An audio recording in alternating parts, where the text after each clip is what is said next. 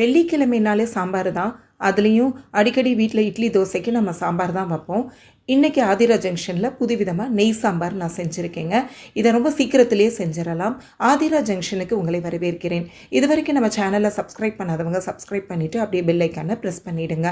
இப்போ நெய் சாம்பார் வைக்கிறதுக்கு ஒரு சின்ன கப் அளவுக்கு நான் துவரம்பருப்பு எடுத்திருக்கேன். அந்த கப்லேயே பாதி பாசிப்பருப்பு எடுத்து நல்லா கழுவிட்டு அதோட நல்லா பழுத்த தக்காளி மீடியம் சைஸாக இருந்தால் 3, பெரிய சைஸாக இருந்தால் 2 போட்டுக்கோங்க. அதோட கொஞ்சம் மஞ்சத்தூள், பெருங்காயத்தூள் போட்டுட்டு தேவையான அளவு தண்ணி ஊற்றிக்கோங்க பருப்பை வேக வைக்கிறதுக்கு. இப்போ இது நல்லா கொதித்து வரும்போது நம்ம எந்த காய்கறி இருக்கோ அதை போட்டுக்கலாம். என்கிட்ட கேரட்டும் கொஞ்சம் முருங்கைக்காவும் இருந்தது. அதனால் நான் கேரட்டும் முருங்கைக்காவும் அது கொதி வந்த உடனே சேர்த்துக்கிறேன். நல்லா கிளறி விட்டுட்டு நீங்கள் குக்கரை மூடி வச்சிடலாம். மூடி வச்சுட்டு சிம்மில் இல்லாட்டி மீடியம் ஃப்ளேமில் வச்சு ஒரு 3 சவுண்டு விட்டுக்கோங்க. அப்போ பருப்பும் தக்காளியும் நல்லா குழஞ்சி வந்துடும். நான் அந்த மாதிரி தான் வேக விட்டேன்.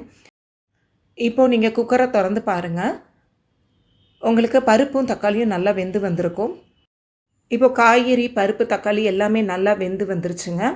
இப்போ இதோட நான் 1.5 ஸ்பூன் அளவுக்கு மல்லித்தூள் சேர்க்குறேன்.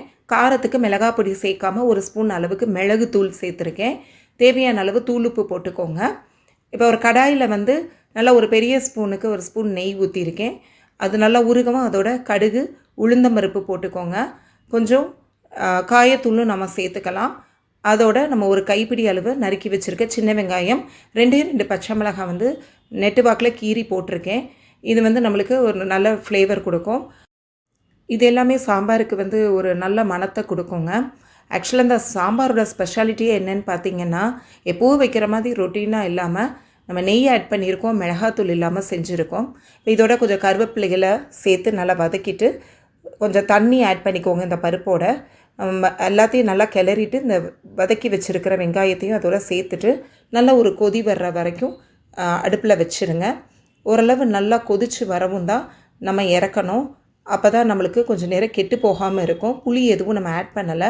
இப்போ கடைசியில் கொஞ்சம் கொத்தமல்லி தலைகளை போட்டுட்டு அப்படியே இறக்குங்க. ஸோ மிளகாத்தூள் இல்லாமல், புளி இல்லாமல், நெய் மட்டும் சேர்த்துருக்கு இந்த ஸ்பெஷலான நெய் சாம்பாரை நீங்களும் வீட்டில் செஞ்சு பார்த்துட்டு கமெண்ட் பாக்ஸில் கமெண்ட் பண்ணுங்கள். அப்படியே ஆதிரா ஜங்ஷனை சப்ஸ்கிரைப் பண்ணிவிட்டு பெல் ஐக்கானை ப்ரெஸ் பண்ணிவிடுங்க. மீண்டும் சந்திப்போம்.